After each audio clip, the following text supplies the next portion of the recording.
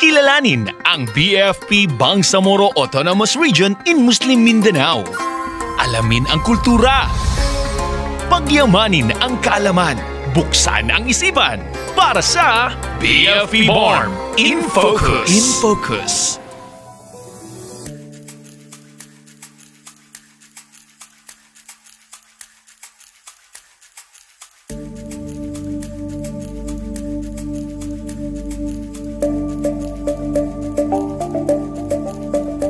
Sa pagpapatuloy namin ng aming biyahe sa probinsya ng Sulu, marami pa kaming nalaman at napuntahan na nakakamangha maliban sa mga pagkain at mga tourist spot dito.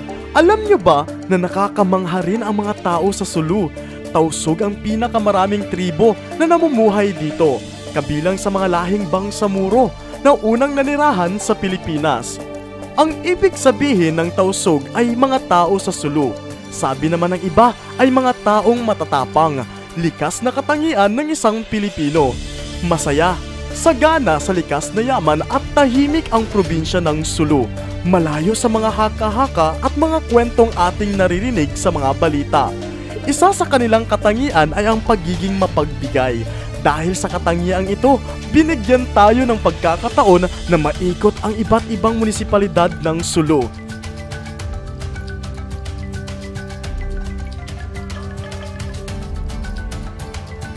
Hindi lang yan, nabigyan din tayo ng pagkakataon na makita at maisama sa kanilang mga aktibidad katulad ng First Aid Seminar Workshop. Nangyari din ang underwater at coastal cleanup activity nila.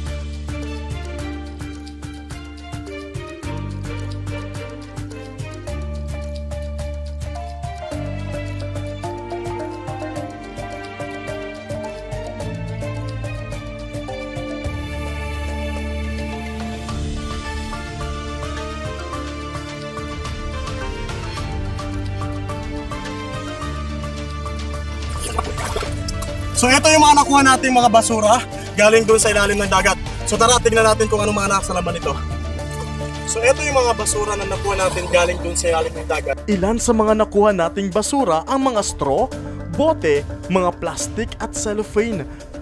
Mga basura na inanod galing sa mainland ng Sulu papunta sa mga isla na nakakasira sa ganda ng lugar na ito. Nagkaroon din tayo ng cleanup drive na kung saan sako-sakong basura din ang nakuha natin. Halos 2 kilometro ng boulevard na ito ang lininis ng mga kabumberohan na galing pa sa iba't ibang fire station ng Sulu Province. Sa pangunguna ni Provincial Fire Marshal ng Sulu na si Fire Senior Inspector Jason Ayhijon, matagumpay ang nangyaring aktibidad na ito. Message ko naman sa public, ipagpatuloy natin ang pagpahalaga sa ating likas na yaman dito sa probinsya ng Sulu dahil ito ang isa sa mga yaman na maipagmamalaki natin sa ibang lugar dito sa Pilipinas. Tunay na napakaganda at talaga namang maipagmamalaki ang lugar na ito. Sa panayam namin sa Tourism Officer ng Sulu Province, dami itong naikwentong pangarap para sa Sulu. Assalamualaikum warahmatullahi ta'ala wabarakatuh. Good day to one and all. This is Jayzali Jadjuri, the SB Secretary of Haji Panglima Tahil, at the same time, the Tourism Officer Designate.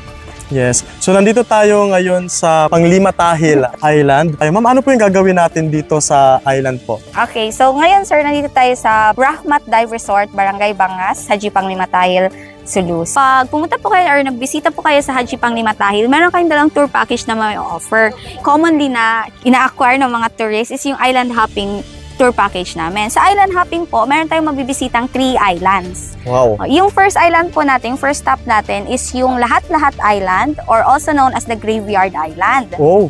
Ayun po yung nagsisilbing graveyard ng mga kapatid nating Sama and Badjao. Sa travel na naman po tayo papunta sa Bubuan Island. Doon naman po sa Bubuan Island is a long stretch of white sand beach in which po suitable siya for swimming, especially for family. And inhabited island po siya. So, mapifeel nyo po na parang sa inyo yung buong island. And lastly po is ito yung mapupunta natin, ay yung Bangas Island. So, dito po sa Bangas Island, mayroon po tayong four stops. Yung first po is yung yung Budbangas. Then second po, itong Rahmat Dive Resort. Then third po is makakabisita po tayo sa Seaweeds Farm area ng mga locals, in which you will be able to experience paano po magtanim ng seaweeds, paano po mag-cut ng seedlings, and you will experience it firsthand. And of course, you will also have a sneak peek of our seat of government, in which we will be able to explain to you bakit nga ba tinawag na Haji Pang Limatahil itong Haji Pang Limatahil. So dito po meron din kaming ino-offer sa hilltop. Pwede natin makita yung overview ng mainland Sulu over the hilltop sa taas ng Bud Sinukling. Then, of course, you can also enjoy the beach here in Rahmat Dive Resort. Isa po ito sa mga best dive spot dito sa Sulu. You can do snorkeling, diving.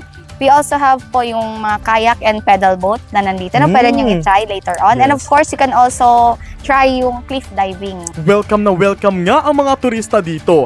Kaya naman, kung wala ka pang napiling pasyalan ngayong bakasyon, subukan nyo nang bisitahin ang probinsya ng Sulu. So ma'am, paano po yung atin pong way po para makapunta po dito sa province ng Sulu? If pupunta po kayo dito sa province ng Sulu, kung sa Zamboanga kayo, you have to take a ferry boat from Zamboanga that will about 8 hours overnight from 9 p.m. to 6 a.m. in the morning. So pagkarating nyo po sa Jolo, pwede na kayong pumunta dito sa Haji Pang Limatahil. You have two options. One is kung sasakay kayo ng public transport namin na will be available at 11 a.m. Tinatawag namin na rampa.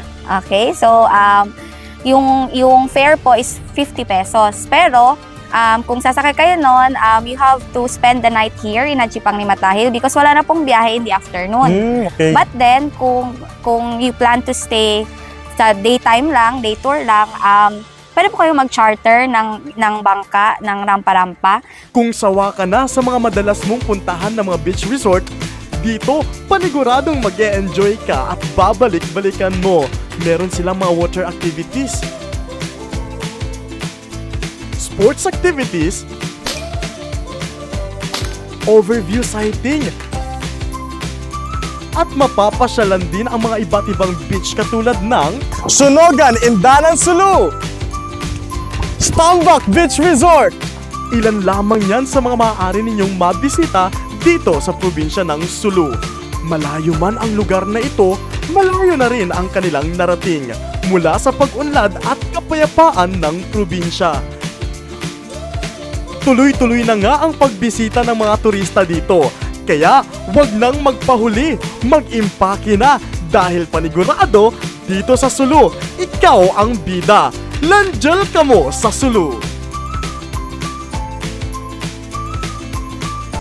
Kilalanin ang BFP Bangsamoro Autonomous Region in Muslim Mindanao. Alamin ang kultura. Pagyamanin ang kaalaman. Buksan ang isipan para sa BFP Born in Focus.